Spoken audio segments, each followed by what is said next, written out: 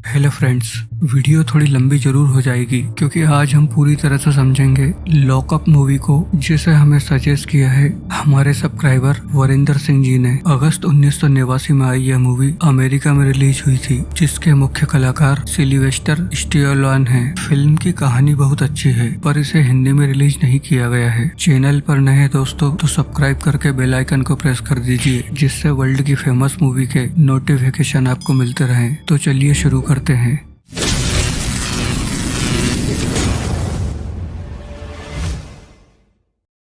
Film की शुरुआत में हमें फ्रैंक लियोन को दिखाते हैं, जो अपनी धूल लगी कुछ पुरानी तस्वीरों को साफ करता रहता है। वह एक कुशल मैकेनिक और रग्बी प्लेयर होता है। दरअसल उसने अपने गुरु पर हुए हमले का बदला लिया था। कानून को हाथ में लेने के कारण उसे जेल हो जाती है। फ्रैंक एक मॉडल कैदी होता है जो नॉरवुड की कम सुरक्षा वाली जेल में अपनी सजा काट रहा होता है और उसकी सजा पूरी होने वाली होती है। उसके अच्छे व्यवहार के कारण उसे कभी कभी जेल के बाहर आने दिया जाता है, जहाँ पर वह अपने गैरेज में कारों को ठीक करता है, बच्चों के साथ रग्बी और सुपर बॉल खेलता है और उन्हें सिखाता है। इसके साथ ही वह अपनी प्रेमिका के साथ समय बिताता है, जिसका नाम मेलिसा होता है, और वह बड़ी बेसब्री से फ्रैंक के बाहर आने का और उसकी सजा पूरी होने का इंतजार करती है। फ्रैंक के बाहर का समय पूरा होने पर वह वापस जेल के लिए जाता है, जहाँ मेलिसा उसे छोड़ने आती है। वह फ्रैंक की सलामती के लिए उसे एक लॉकेट देती है और विश करती है। इसके बाद फ्रैंक जेल के अंदर जाता है। जेल के सुरक्षा गार्ड और कैदी उससे अच्छी तरह से मिलते हैं। इसके बाद वह अपनी सेल में जाता है। दोस्तों, अब यहाँ कहानी में नया मोड़ आ जाता है। रात होने पर वहाँ पर कुछ गार्ड्स आते हैं और फ्रैंक को जगाकर उसे पकड़कर वहाँ से ले जाने लगते हैं। उनके पास उसे ले जाने के लिए एक आधिकारिक लेटर होता है। फ्रैंक उनसे पूछता है कि वो उसे कहाँ ले जा रहे हैं, जिसमें मेन सुरक्षा अधिकारी, जिसका नाम कैप्टन माइसनर होता है, फ्रैंक से कहता है कि तुम्हारा तबादला हो गया है दूसरी जेल में, और उसके गार्ड फ्रैंक को मारते पीटते हुए उसे हथकड़ी लगाकर वहां से बाहर ले आते हैं। फिर उसे गाड़ी में बिठाकर गेटवे नाम की जेल में ले आते हैं, जो कि बेहद मजबूत सुरक्षा वाली जेल होती है और जहां खतरनाक कैदियों को रखा जाता है। फ्रैंक माइसनर से कहता है कि आपसे कुछ गलती हो गई है, आप गलत आदमी को यहाँ लेकर आ गए हैं। तभी वहाँ पर एक गेट खुलता है, जिसमें से एक आदमी बाहर आता है और फ्रैंक से कहता है कि कोई गलती नहीं की है, गेटवे जेल में तुम्हारा स्वागत है। उस आदमी का नाम ड्रमगुल होता है और वो गेटवे जेल का वार्डन होता है। इसके बाद गार्ड और कैप्टन उसे सेल की ओर ले जाते हैं और उससे कहते हैं कि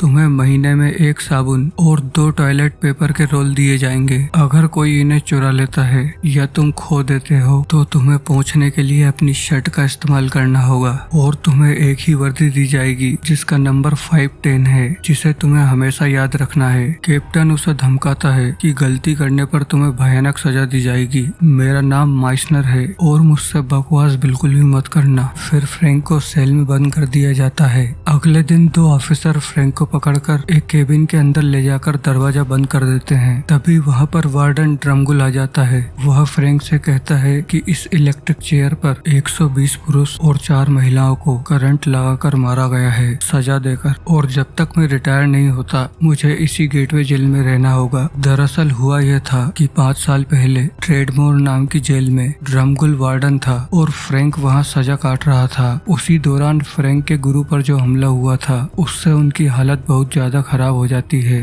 नियम के अनुसार फ्रैंक को 2 सप्ताह के लिए जेल से बाहर जाने दिया जा सकता था, पर ड्रमगुल ने उसे जाने नहीं दिया। तब फ्रैंक ने उससे रिक्वेस्ट की थी कि उसे सिर्फ 1 घंटे के लिए बाहर जाने दिया जाए, पर ड्रमगुल नहीं माना। तब फ्रैंक ट्रेडमोल जेल से भाग गया था, लेकिन उसके गुरु की तब तक मौत हो जाती है और फ्रैंक गुस्से में प्रेस और मीडिया के सामने ड्रमगुल के जेल में कैदियों के साथ अत्याचार करने की पोल खोल देता है। ड्रमगुल बीमार कैदियों का इलाज भी नहीं करवाता था। प्रेस और मीडिया की वजह से मामला कोर्ट तक पहुंच जाता है और ड्रमगुल पर आरोप साबित हो जाता है। कोर्ट उसके कैरियर रिपोर्ट को खराब करके उसे हमेशा के लिए गेटवे जेल का वार्डन बना देता है और फ्रैंक को भी जेल से भागने के कारण 5 साल की सजा बढ़ा देता है। लेकिन इस केस में फ्रैंक सही होता है, इसलिए उसे नॉर्थवुड जेल में रखा जाता है, जो एक कंट्री क्लब होता है और जहाँ कैदियों को ज्यादा सुविधाएं दी जाती हैं, जबकि दूसरी तरफ गेटवे जेल एक हाई सिक्योरिटी और खतरनाक अपराधियों वाला जेल होता है। इसी वजह से ड्रमगुल को फ्रैंक से नफरत हो जाती है और वह किसी तरह उसका तबादला गेटवे जेल में करवा देता है। अब यहाँ ड्रमगुल और फ्रैंक के बीच यही बात चल रही होती है। फ्रैंक कहता है कि कितनी रिक्वेस्ट करने पर भी आपने मुझे 1 घंटे के लिए भी जाने नहीं दिया, आप अपने गार्ड्स को भी साथ भेज सकते थे। ड्रमगुल कहता है कि कानून तुमने तोड़ा और सजा मुझे मिली। फ्रैंक कहता है कि मुझे 5 साल बढ़कर सजा मिली, जिससे मैंने अपना कर्ज चुका दिया है। अब मेरी सजा के सिर्फ 6 महीने बाकी हैं। ड्रमगुल कहता है कि गेटवे में 6 महीने पूरी जिंदगी के बराबर हो सकते हैं और यहाँ पर तुम्हारे लिए कोई अधिकार नहीं है जब तक मैं ना चाहूँ, और अब यह समय तुम्हारे लिए बहुत ही भयानक होगा। इसके बाद फ्रैंक पर टॉर्चर का सिलसिला चालू हो जाता है। फ्रैंक से कहा जाता है कि वह अपने हाथ पैर फैलाकर खड़ा हो जाए और एक गहरी सांस ले। उस केबिन में वह जाइलन प्राफिक नाम की गैस को रिलीज करने वाले हैं, जो फेफड़ों के लिए खतरनाक होती है। उसे 30 सेकंड के लिए सांस रोकने के लिए कहा जाता है। ब्रेडेन नाम के एक गार्ड के स्विच ऑन करते ही गैस केबिन में फैलने लगती है और टाइम का काउंटडाउन चालू हो जाता है। फ्रैंक अपनी सांस को रोक के रखता है। जैसे ही 30 सेकंड होते हैं और ऑफिसर स्विच ऑफ करने वाला होता है, तभी ड्रमगुल उसका हाथ पकड़ लेता है और कहता है कि वह थोड़ी देर और रोक सकता है। अब यहाँ पर फ्रैंक की हालत खराब होने लगती है और वह तड़पने लगता है। ड्रमगुल ब्रेडेन नाम के उस ऑफिसर से कहता है कि यह शारीरिक रूप से बहुत स्ट्रांग है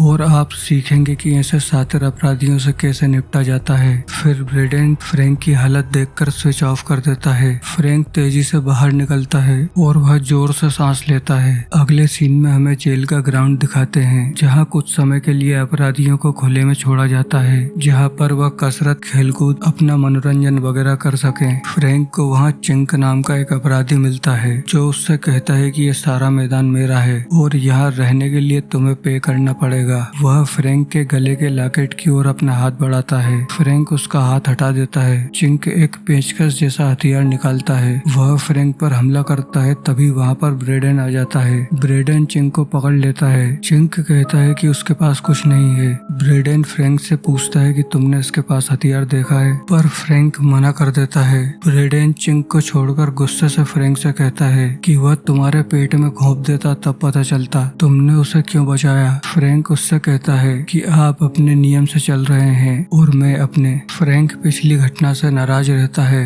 दरअसल चिंक को ये सब करने के लिए ड्रमगुल ने कहा था, जो दूर से ये सब देख रहा होता है। जेल में सफाई करने के दौरान फ्रैंक के पास एक अपराधी आता है जिसका नाम डलास होता है। वह फ्रैंक को पहचानते हुए कहता है कि जब वह ट्रेडमोल जेल में था तब वो भी वहाँ पर था। वह फ्रैंक को मैनिली नाम के गार्ड को दिखाकर बताता है कि वार्डन अगर किसी को टॉर्चर करता है तो वह उसका इस्तेमाल करता है। फिर वह कैप्टन माइसनर को दिखाकर बताता है कि यह सभी गार्ड्स को आदेश देता है। यह कड़क और बुरा आदमी है, लेकिन यह दिल का अच्छा है। फ्रैंक उसकी बातों पर ध्यान नहीं देता और उससे कहता है कि मैं इनसे मिल चुका हूँ, तुम मुझे काम करने दो, और उसे जाने के लिए कहता है। डलास उससे कहता है कि तुम्हें कुछ भी चाहिए या कुछ भी काम हो तो तुम मुझसे कहना, जब तुम्हें ब्रेक मिले तो मुझसे जरूर मिलना। अगले सीन में डलास फ्रैंक को जेल के गैरेज में ले जाता है, जहाँ उसे एक्लिप्स नाम का लंबा चौड़ा आदमी मिलता है, जो एक कार को ठीक करने की कोशिश करता रहता है। डलास एक्लिप्स से फ्रैंक को साथ काम करने के लिए बात करता है, पर एक्लिप्स मना कर देता है और वह कहता है कि उसे पता है फ्रैंक और ड्रमगुल के बीच कुछ टेंशन है और वो कोई टेंशन नहीं चाहता। डलास उसे मनाने की कोशिश करता है। इसी बीच फ्रैंक कार के बोनट में कुछ देखता है। एक्लिप्स गुस्से में उसे वहाँ से हटने के लिए कहता है और कहता है कि तुम मोटर्स के बारे में कुछ नहीं जानते। फ्रैंक उसे बताता है कि उसने मोटर में एक पुराना ब्लॉग देखा है। एक्लिप्स हैरानी से उससे ब्लॉग देखने को कहता है। इस तरह वह एक साथ हो जाते हैं। इसके बाद माइसनर के आदेश से सभी को सेल के अंदर बंद कर दिया जाता है। सेल में फ्रैंक मेलिसा की तस्वीर को देखता है, जो उसे जेल में लाते समय टूट जाती है। इधर मेलिसा जेल में इंक्वायरी करने पहुंच जाती है और गार्ड से पूछती है कि वह नारवुड में एक मॉडल कैदी थे, आप उसे यहाँ क्यों लाए। तभी वहाँ माइसनर आता है और कहता है कि वह ठीक है, उसका ट्रांसफर किया गया है। बाद में जेल की मेस में फ्रैंक और डलास एक कैदी के पास जाते हैं। वह अपना नाम नहीं बताता, लेकिन वह उसे फर्स्ट बेस कहकर बुलाते हैं। तभी वहाँ चिंक की गैंग का एक आदमी आकर एक अपराधी को घायल कर देता है। फ्रैंक फर्स्ट बेस से कहता है कि हमें किसी भी मुसीबत के लिए तैयार रहना होगा। अगले सीन में चिंक अपने लोगों के साथ मैदान में रग्बी खेल रहा होता है। वह फ्रैंक को देखकर उसे खेलने के लिए चैलेंज करता है। इसके बाद खेल चालू होता है। अब यहाँ खेल तो एक बहाना होता है। खेल के जरिए वो फ्रैंक की पिटाई करने लगते हैं।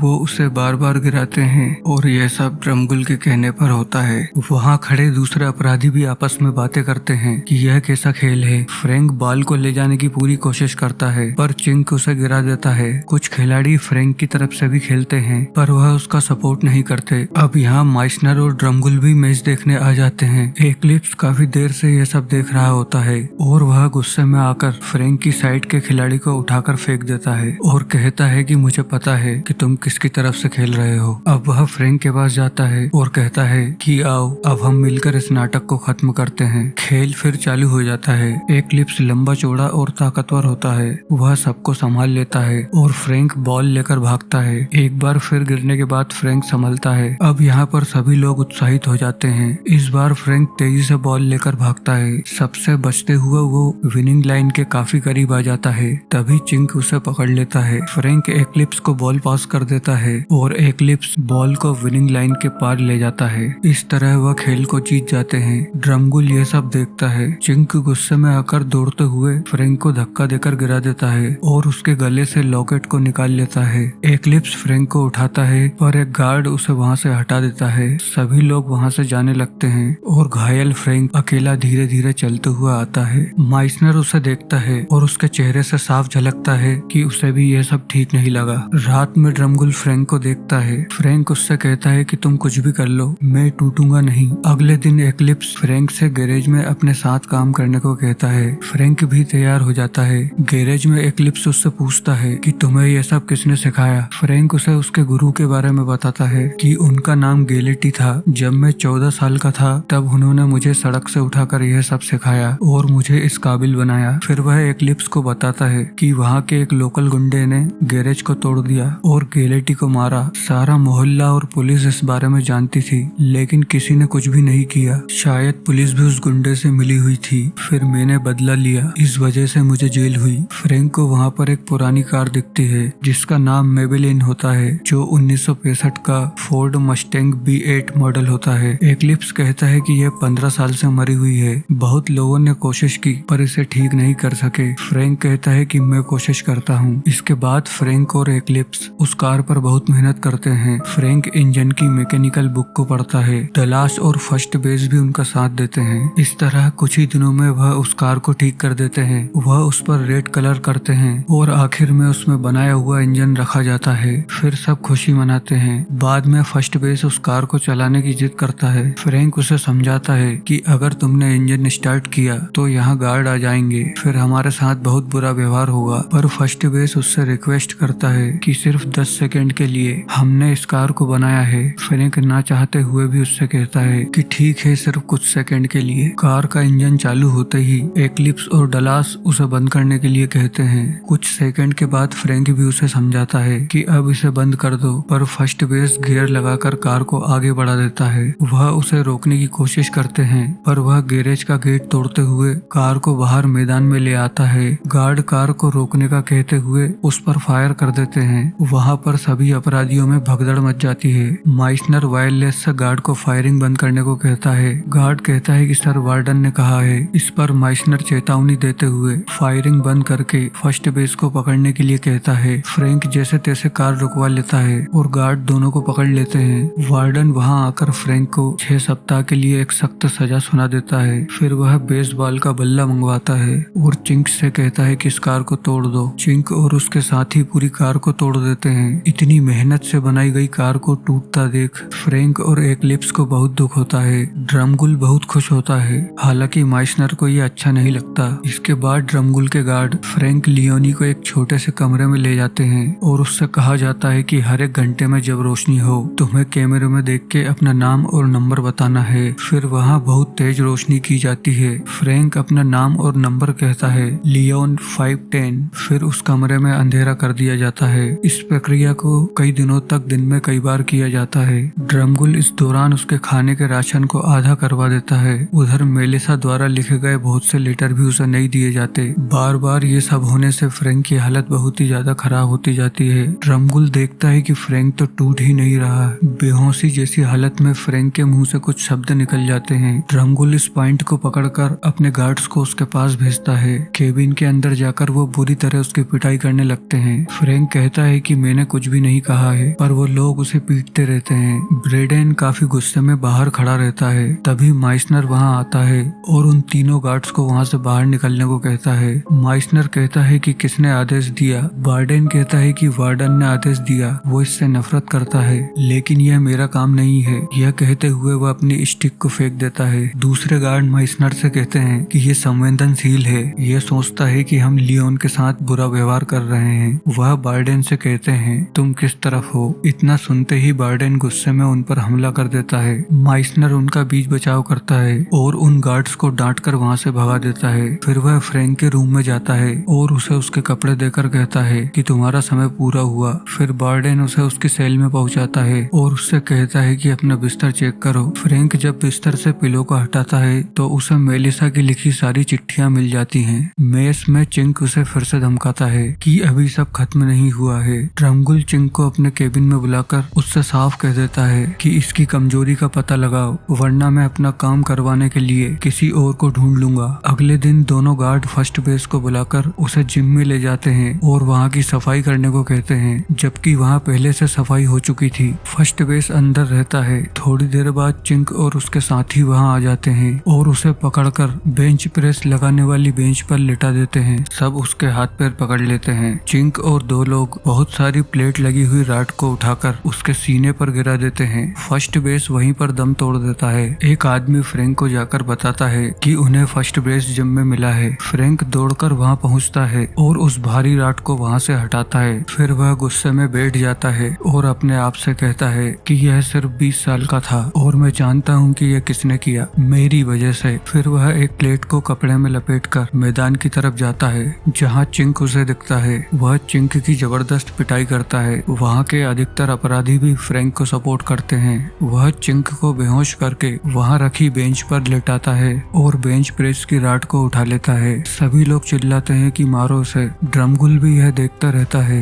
दरअसल वह यही चाहता था, लेकिन फ्रैंक भी यह समझ जाता है कि अगर मैंने इसे मारा तो ड्रमगुल जो चाहता है वह हो जाएगा। वह अपने गुस्से को कंट्रोल करके राड को वापस बेंच पर रख देता है। तभी चिंक का एक साथी आकर एक गुप्ती जैसा नुकीला हथियार फ्रैंक की पीठ पर घोंप देता है, जिससे फ्रैंक घायल होकर गिर जाता है। जेल में फ्रैंक की मरहम पट्टी की जाती है, जहाँ डलास उससे मिलता है। उधर मेलिसा कोर्ट के जरिए फ्रैंक से मिलने की अनुमति ले लेती है। वार्डन भी वहाँ आता है और मेलिसा से कहता है कि वह जल्दी ही ठीक हो जाएगा और 3 हफ्ते बाद उसकी सजा पूरी हो जाएगी। मेलिसा को फ्रैंक से मिलने के लिए आधे घंटे का समय दिया जाता है, जबकि वह दोनों गार्ड 5 मिनट बाद ही मेलिसा को वहाँ से जाने के लिए कहते हैं। मेलिसा कहती है कि वार्डन ने आधे घंटे का समय दिया है, पर वह कहते हैं कि वार्डन का मूड चेंज हो गया है और मेलिसा से बदतमीजी से बात करते हैं। मेलिसा फ्रैंक को ध्यान में रखते हुए वहाँ से चली जाती है। अब एक रात को एक आदमी व्हील चेयर पर फ्रैंक की सेल के पास आता है और कहता है कि आप 3 हफ्ते में बाहर जा रहे हैं और मैं परसों बाहर जा रहा हूँ। फ्रैंक उसे बधाई देता है। वह आदमी कहता है कि मैं इतना भाग्यशाली हूँ कि मुझे बाहर निकलने से पहले ही काम मिल गया। 2 घंटे के हजारों डॉलर। फ्रैंक के पूछने पर कि कैसा काम, वह मेलिसा की तस्वीर दिखाकर कहता है कि इस बिच का रेप करना है और इसे मारना है। फ्रैंक उससे गुस्से में कहता है कि मैं तुम्हें मार दूंगा। फिर वह आदमी व्हील चेयर से उठकर चला जाता है। फ्रैंक गार्ड को आवाज लगाता है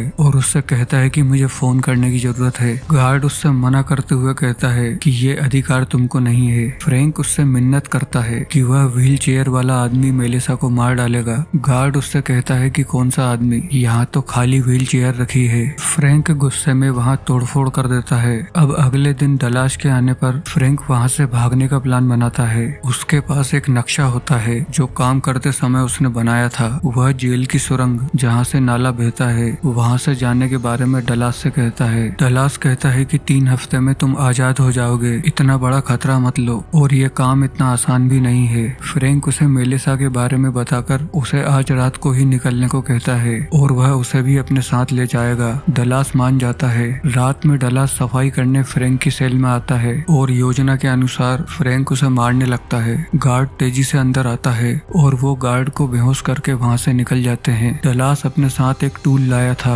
जिसकी सहायता से वह एक जाली तोड़कर वहाँ से नाले में कूद जाते हैं। अंदर आने के बाद डलास फ्रैंक से कहता है कि हमें इस तरफ जाना है, जबकि फ्रैंक दूसरी तरफ जाने को कहता है। डलास उससे कहता है कि मुझ पर भरोसा करो, स्टीम प्लांट उस तरफ है, मुझे नक्शा याद है। फिर दोनों उसी दिशा में जाने लगते हैं। अब जैसे ही वह अंदर पहुंचते हैं, गार्ड्स वहां के गेट बंद कर देते हैं और फ्रैंक को पकड़ लेते हैं। ड्रमगुल भी वहां आ जाता है। दरअसल डलास को 30 साल की सजा होती है और ड्रमगुल उससे सौदा करता है कि फ्रैंक को फंसाने में मदद करने पर वह उसे आजाद करवा देगा। फ्रैंक गुस्से में उसे गाली देता है कि तुमने पूरे समय साथ रहकर धोखा किया है। हालांकि डलास को भी बुरा लगता है, वह ऐसा नहीं करना चाहता था। वह कहता है कि 30 साल बहुत ज्यादा होते हैं, फ्रैंक और ड्रमगुल ने मुझसे डील की है। अब ड्रमगुल यहाँ पर कहता है कि कौन सी डील, हम कैदियों से कोई डील नहीं करते। डलास बुरी तरह बौखला जाता है। वह ड्रमगुल से कहता है कि तुम मेरे साथ ऐसा नहीं कर सकते, यह सब पता चलने पर दूसरे कैदी मुझे मार डालेंगे। यह कहते हुए वह ड्रमगुल पर लपकता है और गार्ड्स उसकी पिटाई करने लगते हैं। ड्रमगुल फ्रैंक से कहता है कि पहले तुम्हें 5 साल की सजा हुई, अब यहाँ से भागने के आरोप में तुम्हें 10 साल की सजा होगी और इस बार कोर्ट मुझ पर विश्वास करेगी और मैं यहाँ तुम्हें बुरी तरह तड़पाऊंगा। ड्रमगुल गार्ड को इशारा करके वहाँ से चले जाता है। गार्ड डलास को नाले में गिराकर फ्रैंक के पास आता है और तभी वहाँ पर एक और गार्ड आता है जो नकली अपराधी बनकर फ्रैंक को मेलिसा को मारने का कहकर मिला था। यह सब ड्रमगुल की योजना थी ताकि फ्रैंक को उसकाकर उसे भागते हुए पकड़कर उसकी सजा बढ़वा सके। अब यहाँ पर गार्ड स्टीम पाइप का वाल्व खोल देता है जिससे गर्म भाप तेजी से निकलने लगती है। फ्रैंक झटके से खुद को झुका लेता है जिससे स्टीम उसे पकड़े हुए गार्ड के चेहरे पर पड़ने लगती है और उसका चेहरा झुलस जाता है। उन सब की थोड़ी देर तक फाइट होने के बाद फ्रैंक उन पर हावी होने लगता है। एक गार्ड के बचने पर वह उसकी पिटाई करके उसे नाले में फेंक देता है। अब डलास फ्रैंक से माफी मांगता है और अपने किए पर गिल्टी भी फील करता है। फ्रैंक उसकी ओर हाथ बढ़ाता है, तभी वह गार्ड फिर से उस पर हमला कर देता है। डलास वहाँ से निकल रहे बिजली के वायर को तोड़ देता है। गार्ड डरकर फ्रैंक को छोड़ देता है और डलास से कहता है कि ऐसा मत करना, मैं अब तुम्हें चोट नहीं पहुंचाऊंगा। डलास हंसने लगता है। फ्रैंक भी उसे समझाता है। गार्ड कहता है कि तुम ऐसा नहीं कर सकते, पर डलास उस वायर को नाले के पानी में डुबो देता है और वहाँ पर तेज शॉर्ट सर्किट हो जाता है। गार्ड उसे रोकने के लिए आगे बढ़ा था, वो भी करंट की चपेट में आ जाता है। गार्ड और डलास की मौत हो जाती है। उधर सायरन बजने से ब्रेडन ड्रमगुल को बताता है कि सी विंग में लाइट चली गई है। ड्रमगुल कुछ गार्ड्स को वहाँ भेजने के लिए कहता है। इधर फ्रैंक पाइप के सहारे ऊपर की ओर चढ़ने लगता है। कैप्टन माइसनर ड्रमगुल पर नाराज होकर कहता है कि आपने उसके भागने के बारे में मुझे नहीं बताया, मेरे कई गार्ड्स मारे गए। ड्रमगुल कहता है कि एक मुखबिर को बचाने के लिए मैं इस ऑपरेशन को गुप्त रखना चाहता था। माइसनर कहता है कि जिस आदमी की सजा के सिर्फ 3 हफ्ते बचे हैं वह जेल तोड़कर क्यों भागेगा और गार्ड्स को क्यों मारेगा। ड्रमगुल सफाई देता है कि हम उससे पूछ सकते हैं जब हम उसे पकड़ लें। अब फ्रैंक की तलाश चालू हो जाती है। माइसनर समझ जाता है कि वह छत पर जा रहा है। फ्रैंक छत पर पहुंचने के बाद वहां से जेल की दूसरी बिल्डिंग में कूद जाता है और वह वापस जेल के अंदर आ जाता है। सब लोग उसे हर जगह तलाशते हैं पर फ्रैंक भागा ही नहीं था तो किसी को पता ही नहीं चल पाता है। फ्रैंक सीधे ड्रमगुल के केबिन में आ जाता है और कहता है कि मैं भाग सकता था लेकिन मैं ऐसा नहीं करूंगा। फिर वह ड्रमगुल को पकड़कर इलेक्ट्रिक चेयर वाले केबिन में ले आता है। गार्ड्स कैमरे में ये सब देख लेते हैं। फ्रैंक ड्रमगुल को चेयर पर बिठाकर उसके हाथ पैर और गला लॉक कर देता है और उसके सर पर इलेक्ट्रिक कैप रखकर कहता है कि अब मैं तुम्हारा दिमाग फ्राई करने वाला हूँ। ड्रमगुल उससे कहता है कि तुम मूर्ख हो, मुझे नहीं मार सकते। फ्रैंक वहाँ के सारे लीवर ऑन कर देता है और इलेक्ट्रिक पावर को फुल कर देता है। अब ड्रमगुल डर जाता है। वहाँ पर माइसनर के साथ बहुत सारे गार्ड आ जाते हैं और दरवाजा तोड़ने लगते हैं। फ्रैंक मेन लीवर के साथ अपने हाथ को टेप से बांध लेता है जिससे अगर उसे गोली भी मारी गई तो उसके गिरते ही लीवर ऑन हो जाएगा। गेट को तोड़कर गार्ड केबिन के सभी कांच तोड़ देते हैं। फ्रैंक उनसे कहता है कि कम ऑन शूट मी। ड्रमगुल चिल्लाता है कि कोई भी गोली मत चलाना। माइसनर भी सबको गोली चलाने से रोक देता है और फ्रैंक को रिलैक्स होने को कहता है। फ्रैंक माइसनर से कहता है कि अच्छा है कि आप यहाँ हैं क्योंकि आपकी गवाही के बिना ये सब नहीं होगा। फिर वह ड्रमगुल को सब सच बताने को कहता है कि उसने ये सब कुछ सेट किया था। ड्रमगुल कहता है कि मुझे नहीं मालूम तुम किस बारे में बात कर रहे हो। फ्रैंक चिल्लाता है कि मैं चिंक वेबर और उसके गुंडों के बारे में बात कर रहा हूँ और वह गार्ड जो कैदी बनकर मेलिसा को मारने वाला था। डलास बॉस को फंसाना और 20 साल के लड़के फर्स्ट बेस की हत्या करवाना, तुम यह सब जुर्म कबूल करो। ड्रमगुल कहता है कि तुम यह सब साबित करो, यह तुम्हारी समस्या है, तुम कुछ भी साबित नहीं कर सकते। फ्रैंक उससे कहता है कि मुझे कुछ भी साबित करने की जरूरत नहीं है, मैं यहाँ तुम्हें सजा देने आया हूँ, मौत की। यह कहकर वह लीवर पर अपना दूसरा हाथ रखता है। ड्रमगुल चिल्लाता है कि ऐसा मत करो। माइसनर भी फ्रैंक को रिलैक्स होने को कहता है। आखिरकार ड्रमगुल अपनी जान बचाने के लिए माइसनर से कहता है कि यह सच है ऑफिसर, ये सब कुछ मैंने ही सेट किया था, हर एक चीज। फिर वह फ्रैंक के सामने गिड़गिड़ाता है कि प्लीज मुझे मत मारो। फ्रैंक गुस्से में कहता है कि अब हम नरक में मिलते हैं। ड्रमगुल और वह लीवर दबा देता है। सभी लोग अपना चेहरा घुमा लेते हैं और ड्रमगुल डर के मारे चिल्ला देता है, पर होता कुछ भी नहीं है। तभी फ्रैंक अपनी पॉकेट से किटकैट फ्यूज निकालकर माइसनर की ओर उछाल देता है। गार्ड ड्रमगुल को चेयर से निकालकर फ्रैंक को पकड़ लेते हैं। ड्रमगुल कहता है कि फ्रैंक को सजा वाले केबिन में ले जाओ, पर माइसनर गार्ड को आदेश देता है कि ड्रमगुल को गिरफ्तार कर लो। ड्रमगुल उससे कहता है कि मैं यहाँ का वार्डन हूँ और जान बचाने के लिए मैंने ये सब कहा था, पर माइसनर उसके इरादों को पहले ही समझ चुका था और उसकी हरकतें भी जान चुका था। इसलिए वो कहता है कि जब तक यह मामला कोर्ट में सॉल्व नहीं होता, आप हमारी हिरासत में ही रहेंगे। फ्रैंक माइसनर से कहता है कि मैंने अपने आप को सही साबित करने के लिए ये सब किया। माइसनर कहता है कि आपको जरूर मौका मिलेगा। इसके बाद सच साबित होने के बाद फ्रैंक लियोन को रिहा कर दिया जाता है। जेल से बाहर जाते समय फ्रैंक को एक्लिप्स मिलता है, वह उसके गले लग जाता है। गेट से बाहर आते समय फ्रैंक माइसनर से कहता है कि बाहर जाकर मुझे आपके बारे में सबसे ज्यादा क्या बात याद आएगी कैप्टन। माइसनर पूछता है क्या बात। फ्रैंक कहता है आपकी इनक्रेडिबल स्माइल। कैप्टन माइसनर मुस्कुरा देता है और फ्रैंक से कहता है अपना ख्याल रखना। बाहर मेलिसा फ्रैंक को आते देख उसके गले लग जाती है और मूवी यहीं पर समाप्त हो जाती है। दोस्तों, अगर आपने यहाँ तक वीडियो देखी है तो कमेंट करके चैनल को सब्सक्राइब कीजिए। Thanks for watching.